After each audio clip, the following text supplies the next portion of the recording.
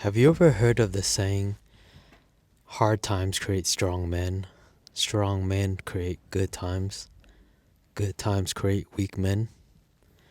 I'm a firm believer that right now we are living in the good times, which means we are also creating weak men. The one thing I want you to take away from this is to self induce hardships for yourself. This reminds me of when I went to prison. And when I went to prison, it was very unfortunate because I was 21. I was going to graduate Cal State Northridge with a degree in business management.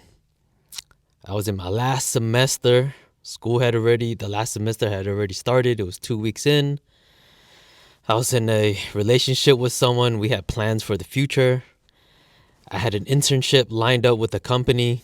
And of course, it was one of the prerequisites for college to graduate.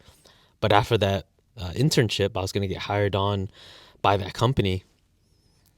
And all of that went away the day I went to prison. So that morning when I got arrested, it was 4 a.m. And back then we used to still have house lines, like landlines. And I remember it was early in the morning, 4 a.m. I hear the house phone ring, ring, ring. And I wake up, I pick up the phone, and it's LAPD. And they're like, you got to come out with your hands up. We're going to give you 1 minute. If you don't come out, we're going to kick down your door. I immediately slammed the phone down. Bam! And I run to the window to the front of the door. I look out, and it's a squad of like 8 cops, fully vested up, guns out, and they're coming straight to the door.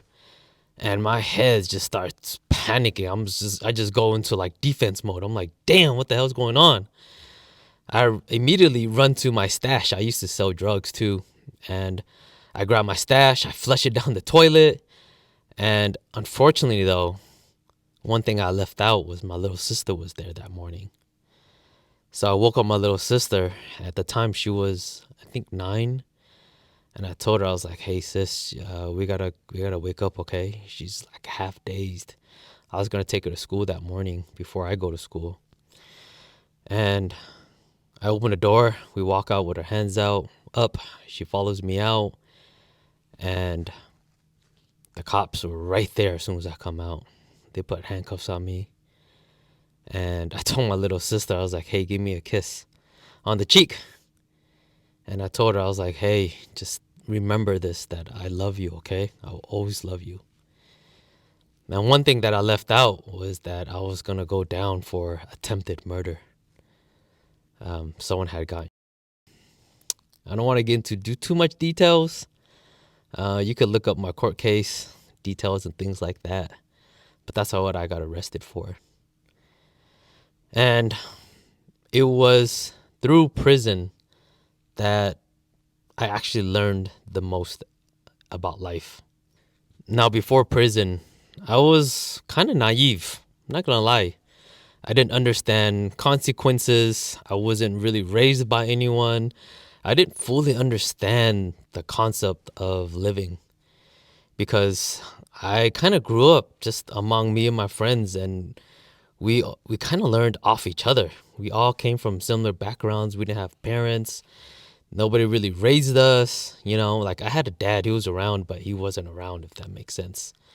Parents divorced. My dad, he loves gambling. He's still addicted to gambling to this day. I still don't know him as a person. We don't have a really good relationship. We did drugs. We drank. But even among all that, I still lived like a double life. I was still going to school and I was, living that street life. But unfortunately, that street life, has its hold. And there's a saying that's, if you play, you pay. And that day I played and I definitely paid big time. But, even though prison was one of the worst things that ever happened to me, it was one of the best things that also happened to me. Because in prison, there were a lot of moments where I was alone. And it was in those times that I really learned about myself. What I mean about prison being one of the best things in my life that happened was that I got to have a lot of time to reflect about my life. And even though there's a lot of prison politics that goes on, you have to deal with your crew or your car that you roll with. Me being Asians, I roll with the others. Others involve, like, how you fill out a sheet and they ask you for your ethnicity, whether you're black, white, Hispanic, and there's like that bubble at the bottom says other. That's the car I was with. Others involve, it includes Asians, Pakistanis, people that don't bubble in the other circles. Now, inside prison, even though I was part of like a bigger group, I found myself to be alone a lot. And it was a good thing because I've, really had a lot of time to learn patience. I had a lot of time to just sit back and just watch people. And I think that's something that we don't do a lot of in today's times. You're in prison, you learn about respect. And through respect, though, in prison, you learn to listen more than you talk. And for those that like to talk more than they listen, they tend to get into a lot of trouble. Now, I'm not saying they don't know how to handle themselves when that trouble happens, but I don't want to be part of that mess. So I stay away from all that noise.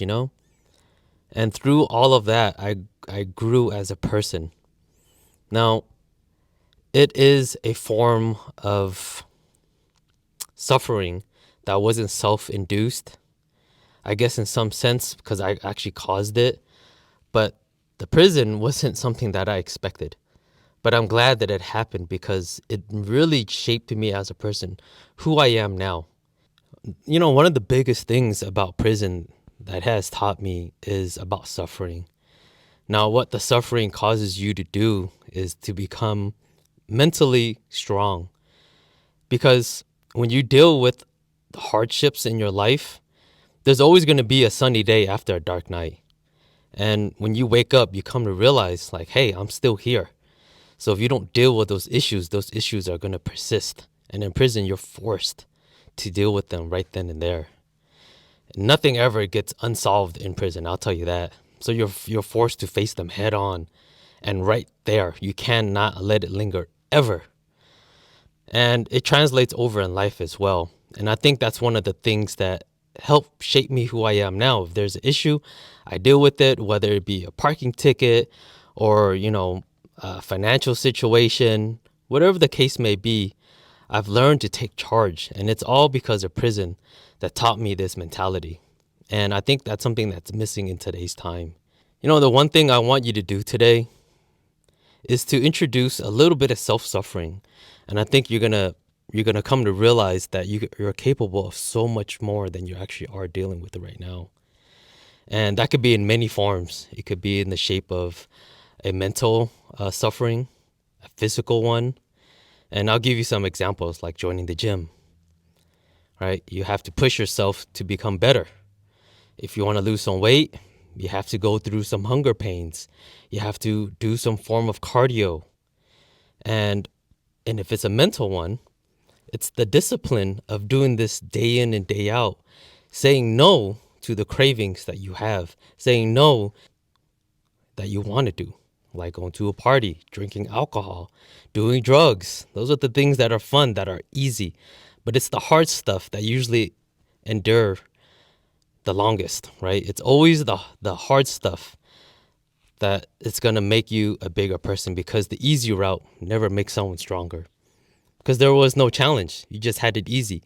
But the challenge and the suffering is where you grow as a person. So that's what I want you to do today, is to introduce some self-suffering into your life and see how much you grow. And right now as a person, I'm still growing. I'm introducing all types of pains in my life to see where I can push myself to the limit. And hopefully you're doing that for yourself as well. Hopefully you learned a little something in this video, and I'll catch you on the next one. Peace.